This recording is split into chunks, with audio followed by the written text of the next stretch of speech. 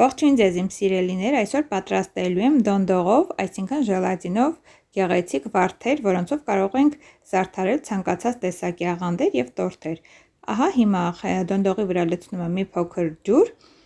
խառնում եմ, լավ խառնում եմ, որպեսզի դոնդողը լուծվի եւ թողնում եմ, որպեսզի ուռչի դոնդողը։ Ահա արդեն անցել է մոտավորապես կես ժամ եւ դոնդողը ուռել է։ Հիմա այն պետք է տեղափոխեմ միկրոալիքային վառարան, որպեսզի տաքանա եւ հալվի դոնդողը։ Լավ խառնելուց հետո ավելացնում եմ խտացրած կաթին։ Խտացրած կաթը եւ դոնդողը միասին լավ միախառնում եմ եւ որից հետո ավելացնում եմ ցանկացած գույն։ Ես ընտրել եմ կարմիր գույնը։ Վերցնելով ահա այսպիսի պլաստիկե սրվակ, սիրելիներ, սկսում եմ լցնել մոլդերը։ Հատիկ-հատիկ, գիծ առ գիծ, անկյուն առ անկյուն, շատ զգուշորեն լցնում եմ, ինչպես նաև պետք է արագ աշխատել, քանի որ դոնդողը շատ շուտ է սառում։ Չնայած խնդիր չկա, սառելուց հետո այն կարելի է տաքացնել եւ նորից օգտագործել։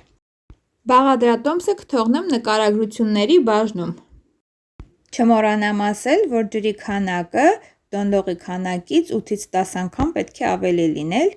դա է կարգը, սիրելիներ։ Ես այն տեղափոխում եմ սառցախցիկ, քանի որ ինձ շատ անհրաժեշտ էին եւ շատ շտապ էին հարկավոր։ Իսկ դուք կարող եք թողնել աշխատանքային սեղանի վրա կամ տեղափոխել սառնարան։ Այսպիսի ժելատինե ծաղիկներ կարող եք պատրաստել եւ սառցախցիկում պահել մոտ 1 ամիս։ Ցանկացած պահի կարող եք անել եւ օգտագործել։ Ասեմ, որ բաղադրատոմսը ունի նաև գաղտնի բաղադրիչ, իսկ եթե ձեզ հետաքրքրեց եւ ցանկանում եք իմանալ, թե որն է այդ գաղտնի բաղադրիչը, գրեք մեկնաբանությունների բաժնում եւ ես անպայման կպատրաստեմ եւս մեկ տեսանյութ, այս անգամ ցույց տալով գաղտնի բաղադրիչը։ Եվ ահա արդեն սառել է, ես սառցախցիկից հանել եմ մոլդերը, շատ հեշտությամբ եւ հանգիստ դուրս են գալիս մոլդերից, սիրելիներ, ոչ մի խնդիր չի առաջանում։ Իդեպ ասեմ, որ կերել եմ եւ շատ համեղ են ստացվել։ Դե ինչ իմ սիրելի հետևորդներ,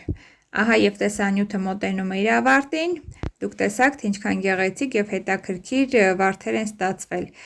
Ձեզ բոլորիդ մաղթում եմ խաղաղ եւ բարի օր։ Կարծում եմ տեսանյութը օգտակար եւ կարեւոր կլինի բոլորիդ համար։ Մինչ նոր հանդիպում համերի աշխարհում։